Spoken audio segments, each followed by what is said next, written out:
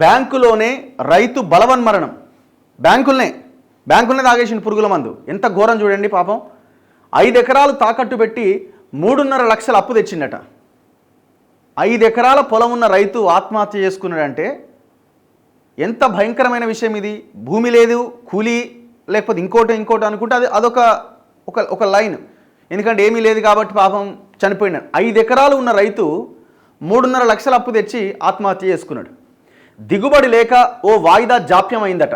చెల్లించాలంటూ వేధింపులట. మేనేజర్తో మాట్లాడొచ్చాక పురుగుల మందు తాగిన రైతు కాసేపటికే కుప్పకూలి మృతి. ఆదిలాబాద్ ఐసిఐసిఐ బ్యాంకులో ఘటన. బ్యాంకు ముందు బాధిత రైతు కుటుంబం, ప్రజల ఆందోళన. రుణమాఫీకి బ్యాంకు అంగీకారం. మృతుడి కుమారుడికి ఉద్యోగం అట. ఏం ఉద్యోగం? ప్రాణం పోయిందాడా?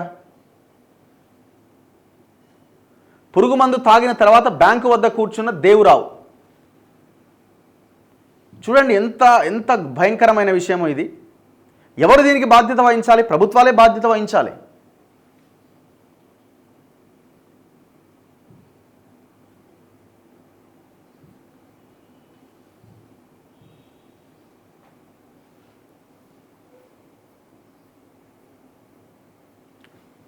ఇంకో ఇతనే ఆ దేవురావు. అప్పు తీర్చే అంశంలో బ్యాంకు సిబ్బంది వేధింపులు తాళలేక తీవ్ర మనోవేదనకు గురైన ఒక రైతు బలవన్మరణానికి పాల్పడ్డాడు. తనకు అప్పిచ్చిన బ్యాంకులోనే క్రిమిసంహారక మందు తాగి ఆత్మహత్య చేసుకున్నాడు. ఆదిలాబాద్లో శనివారం జరిగిన ఈ ఘటనలో జాదవ్ దేవురావు 50 ఏండ్లు అనే రైతు బలవన్మరణం పొందాడు. పోలీసులు బాధిత కుటుంబ సభ్యుల కథనం ప్రకారం ఆదిలాబాద్ జిల్లా బేల మండలం రేణిగూడకు చెందిన జాదవ్ దేవురావుకు భార్య, కుమారుడు ఉన్నారు. వ్యవసాయం చేస్తూ కుటుంబాన్ని పోషించుకునే దేవురావు ఆదిలాబాద్ టీచర్స్ కాలనీలో ఉన్న ఐసిఐసిఐ బ్యాంకులో తన 5 ఎకరాల భూమిని తాకట్టు పెట్టి 4 ఏళ్ల క్రితం 3,50,000 అప్పు తీసుకున్నాడు.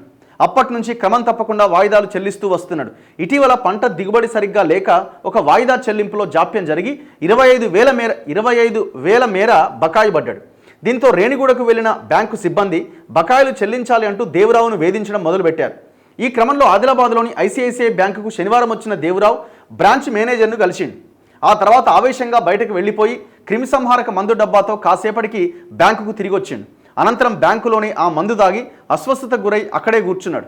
బ్యాంకు సెక్యూరిటీ సిబ్బంది దేవురావును గమనించిన ఆసుపత్రికి తరలించలోపి అక్కడికక్కడే కుప్పగూలిపోయి ప్రాణం విడిచాడు. ఇదంతా బ్యాంకు సీసీ కెమెరాలో రికార్డ్ అయింది.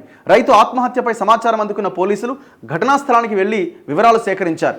అలాగే ఆదిలాబాద్ ఎమ్మెల్యే పాయల్ శంకర్, మాజీ మంత్రి జోగు రామన్న కూడా బ్యాంకు వద్దకు చేరుకొని జరిగిన ఘటనపైన ఆరా తీశారు. దేవురావు ఆత్మహత్య సంగతి తెలిసి బ్యాంకు వద్దకు వచ్చిన అతని కుటుంబ సభ్యులు, గ్రామ ప్రజలు ఆందోళనకు దిగారు. బాధిత కుటుంబానికి న్యాయం చేయాలంటూ 25 లక్షల ఎక్స్గ్రేషియా ఇవ్వాలని డిమాండ్ చేశారు. దీంతో ఎమ్మెల్యే పాయల్ శంకర్, మాజీ మంత్రి జోగు రామన్న, కాంగ్రెస్ పార్టీ జిల్లా ప్రధాన కార్యదర్శి రూపేష్ రెడ్డి బ్యాంకు అధికారులతో 4-5 గంటల పాటు చర్చలు జరిపారు.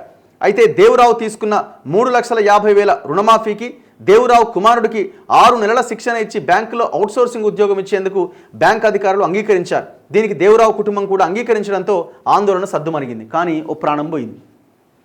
అసలు ఆ లోపల ఏం జరిగిందో తెలవాలి. బ్యాంకు మేనేజర్తో ఏం డిస్కషన్ జరిగింది? ఆవేశంగా ఎందుకు బయటకు వచ్చిండు?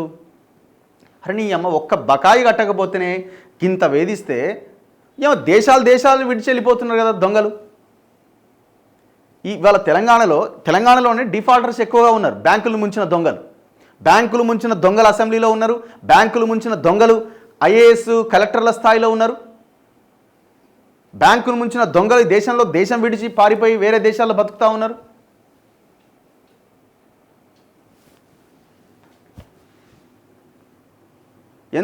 ఎంత ఘోరం చూడండి.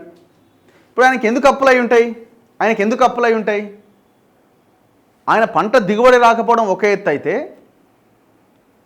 ఆయన ఖర్చులు కూడా ఎక్కువగా ఉండుంటాయి. పిల్లల చదువుల కోసమనో, లేకపోతే ఏదైనా రోగం వస్తే హాస్పిటల్ కోసమనో. అందుకే ప్రభుత్వాలు ఇప్పుడు ఈ రైతు బంధు ఇంకో ఏం ఉపయోగం వీటి వల్ల? అసలు ఆ రైతు కుటుంబాలకి విద్య, వైద్యం ఉచితంగా అందిస్తే, ఆ కుటుంబాలకి ఉద్యోగ అవకాశాలు కల్పిస్తే అసలు నిన్ను ఏమీ అడగడు ఏ రైతు కూడా. ఒక సంవత్సరం పంట నష్టపోయినా బతకగలుగుతాడు.